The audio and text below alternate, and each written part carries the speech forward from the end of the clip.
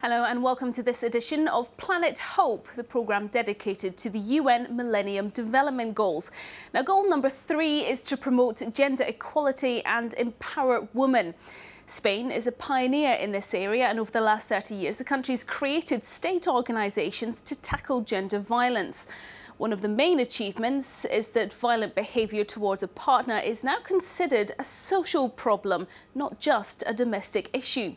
Spanish authorities have even gone as far as to create courts that exclusively deal with the issue. Our correspondents filmed in one of these courts in Madrid for several days in order to understand the strengths and weaknesses of the Spanish model. Madrid is held up across the world as an example by governments, political parties and associations wanting to improve the law that tackles violence against women. Spain is a pioneer in the field after introducing specialist fast-track courts in 2005. We wanted to learn more about this model and its strengths and weaknesses.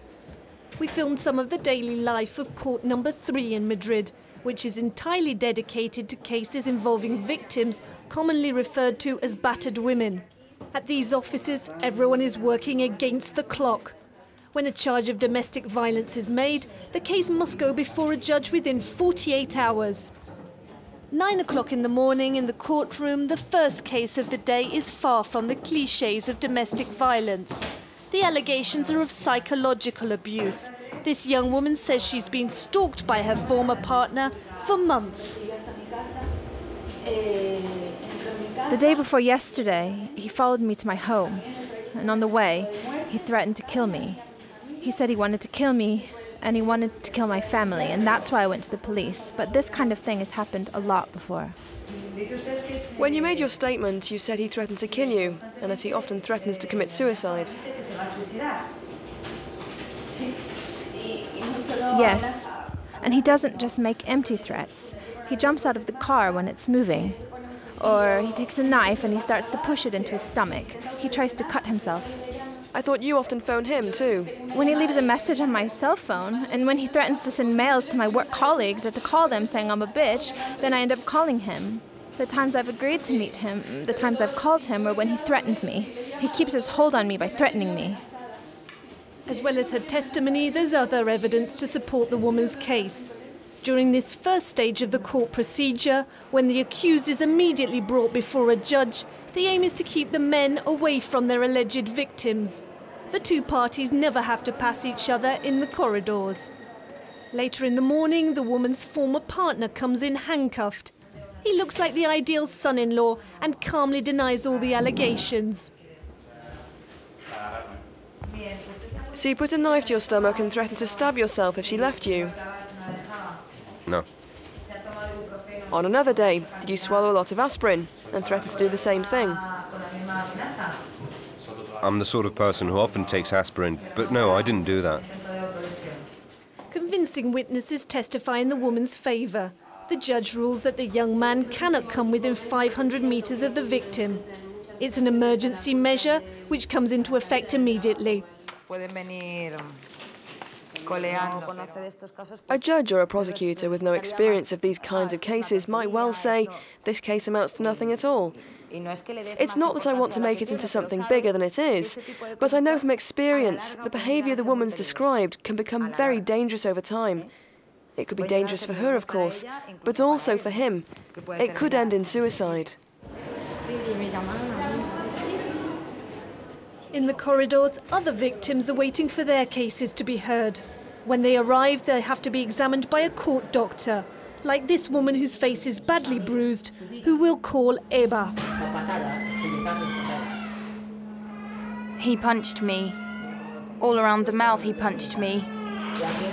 He beat me so hard that I felt warm blood gushing out.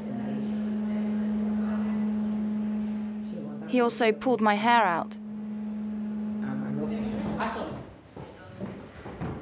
After a few minutes, the doctor comes to collect her. Her medical report will be a determining factor in the hearing that will take place in half an hour. Show me your injuries. Lift your fringe up a bit. Blows to the frontal and parietal zones. Show me your left cheek. Yes, you've got a lot of damage there. That whole area is swollen. And are your ribs sore? Yes, this side especially. It's all purple. The examination reveals extensive bruising, broken fingers, broken ribs. It's the third time that Eba has come to this specialist court. The last 2 times she withdrew her charges at the last moment. Common behaviour by victims that feel frightened and inferior to their abusers. You said this happened before and you didn't press charges. If you don't, it's going to happen again. Do you understand that? If you don't give evidence against him, the same thing is going to happen. Yes. It's your decision. Think about it. Me, the lawyer, everyone here will tell you you should press charges. But it's not the right time now. I've thought about it. But jail would kill him. Rosa has examined thousands of victims. In Spain, attitudes have changed. Violence at the hands of a partner is no longer seen as a domestic problem. It's a problem for the whole society.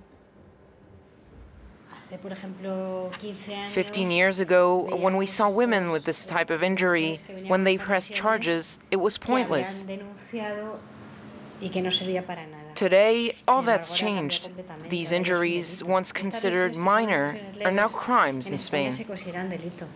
In the corridor outside the courtroom, we meet lawyer Marta Salas. She's about to represent a victim in a case due to start. She's trying to convince a court clerk to postpone the hearing. I've spent the last half hour trying to persuade her to testify. So she's not going to testify, is she? I have to admit I'm getting nervous. Family members of this young woman's husband are putting pressure on her to drop the charges. I've been trying to get her to testify and I think she needs to. I've been trying to tell her, but she doesn't seem to want to. Look, we're here for a reason. Sometimes my job is very frustrating. Right now, the victim is surrounded by the abuser's family, and they're all saying you mustn't press charges, that'll be awful for him. Because the majority are foreigners, many don't have immigration papers.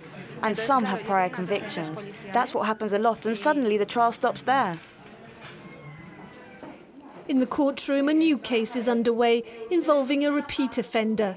His former partner is bringing charges against him today with the help of an interpreter. But the judge isn't convinced the man is guilty this time. So you're saying he forced you to walk in the streets with him for 10 minutes. Then, while holding on to you, he opened the door of the building, forced you inside, opened the door of the flat, and forced you inside there? Yes, inside my flat. Really? And how did he force you? Because I have to say that forcing you to do all that for 10 minutes seems pretty difficult. How did he force you to do all that? Like that. Like that. By pulling your shoulder, okay. And you have no injuries? No. When these specialist courts started up, critics said they would be a fast track to biased feminism running the justice system. Judge Maria Gracia Pereira runs to her office to write up her ruling. She's one of the first Spanish judges to have specialised in cases of violence against women. She strived and continues to strive to defend the quality of the justice meted out by these courts.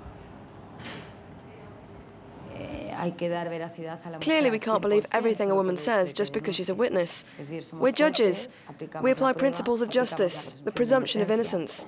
In here, you don't have to prove you're innocent. You're assumed to be innocent. What the court has to prove is guilt.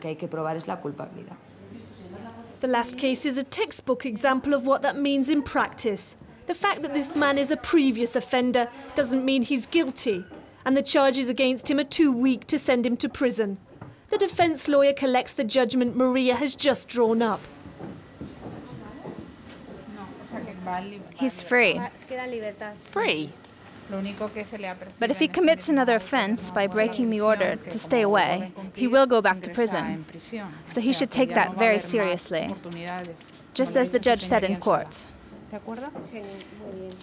El 60% la mayoría cuando son matrimonios que reanudan la convivencia, In 60% of cases, the couple ends up getting back together. There are many men that don't respect the banning order and the woman gives in.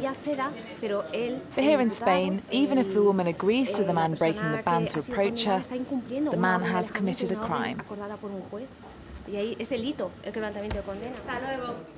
There might be a long way to go to eradicate domestic violence, but in the last decade in Spain, the number of women abused by their partners has fallen 25%. We meet Eva again coming out of her hearing. For the first time, she's testified against her abuser. I told the truth, and the judge made an order banning him from coming near me. That's what I'm trying to read now. And how do you feel? I feel like shit, actually. Eva's testimony means a full criminal and civil procedure can start to punish her abuser, but also to handle her divorce from him and the custody of their children. All that will be dealt with here by this specialist Madrid court. Well, that's it for this edition of Planet Hope. Thank you so much for watching. You'll be able to watch this edition again online by logging on to france24.com. That's france24.com. Bye-bye.